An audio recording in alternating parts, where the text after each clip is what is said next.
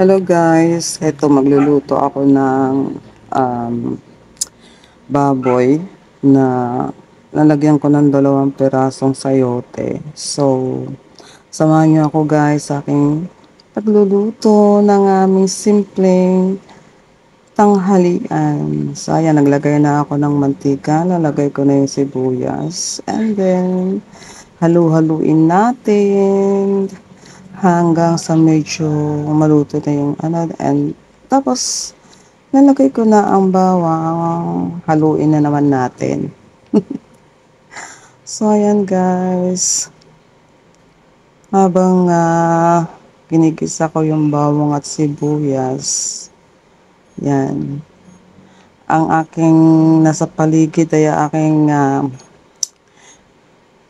mga alaga, ginawa na akong yaya. Ay, just. So, ayan, halo-halo natin ang bawang at sibuyas. And then, add natin ang kamatis.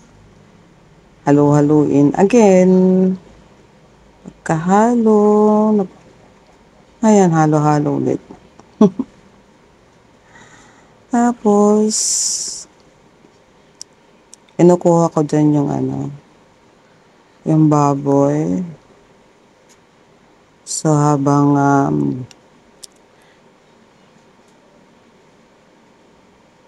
ayan, hinahalo-halo ko na naman yung kamatis, bawang, sibuyas.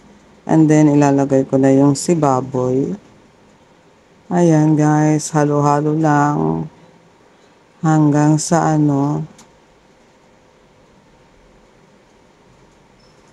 halo-halo, halo-halo.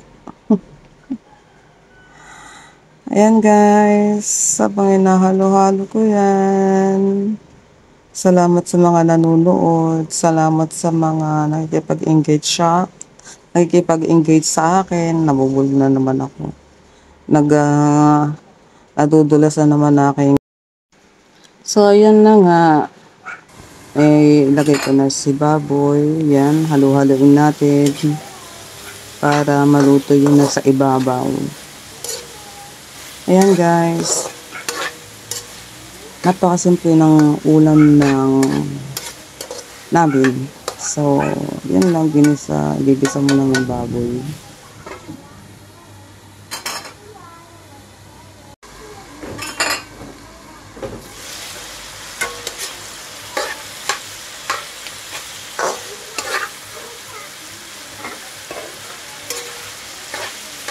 So, ayan na nga guys, lalagay ko ng sayote. Haluin natin. Tapos, takpan natin mamaya-maya. Lutuin natin ng hanggang sa maluto yung sayote. Kasi yung baboy pinakuluan na namin kagabi. So, medyo malambot na yung baboy. So, ang sayote na lang dito yung palalambutin. So, halo-haluin lang guys. And then, takpan natin. So, after 2 minutes, buksan natin at haluin ulit natin para maluto yun na sa ibabaw. So, ayan. And guys, halo-halo lang tayo. And then, lagyan ko siya ng tubig. Ang 2 cups ang nilagay ko dito 2 cups or more than 2 cups ang nilagay ko dito ng water. So, after nyan, na mailagay ko yung tubig, pakuluan ko na naman siya ng mga 2 minutes. Ayan. Nalagyan ko na siya ng tubig. And then, tatakpan ko siya ulit. Para pakuluan siya ng 2 minutes. Ayan guys. And guys, after 2 minutes na pinakuluan, haluin natin siya para yun namang ibabaw ang maluto sa ilalim. So, yan. Tapos, naglalagay na ako dyan ng mga ingredients like ng mga magic sarap, asin, paminta. Ayan guys, haluin natin. Halo-halo lang hanggang sa maluto na siya. Ayan, naglalagay na ako ng seasoning sa aking niluluto. Nilagyan ko siya ng salt, nilagyan ko siya ng durog na paminta para may lasa. Kasi tinapon ko yung ginamit kong pagpapakulo dyan sa baboy. Kasi pag talaga nagluluto ako ng baboy, tinatapon ko yung pinakaunang sabaw talaga, hindi ko ginagamit.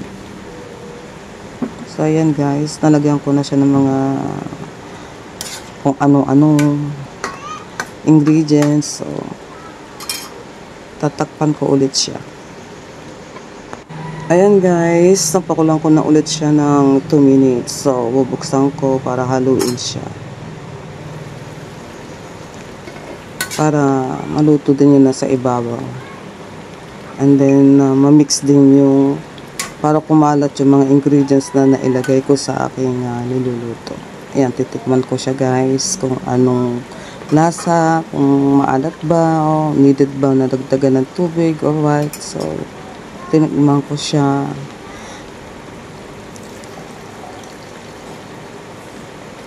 Yan, dinagdagan ko siya guys ng tubig kasi medyo naparami yung asin na nilagay ko.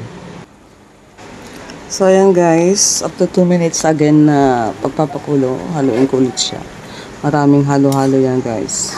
So I think para sa akin masarap. Napakasimpleng ingredients, walang agastos-gastos masyado dyan, walang masyadong budget na malaki. So ayan, titikman ko ulit siya kasi dinagdagan ko siya kanina ng tubig. Medyo maalat sa akin pang lasa. So kunting-kunti lang naman ang alat. So dinagdagan ko siya ng tubig. So okay naman, ang lasa na. So ready to eat na yan. Pero medyo matigas pa yung sayote. So another 1 minute na pakukuluan. So ayan guys, idagyan ko siya dyan ng paminta para medyo spicy ng kaunti. Ayan, tinitignan ko kung malambot na yung sayote.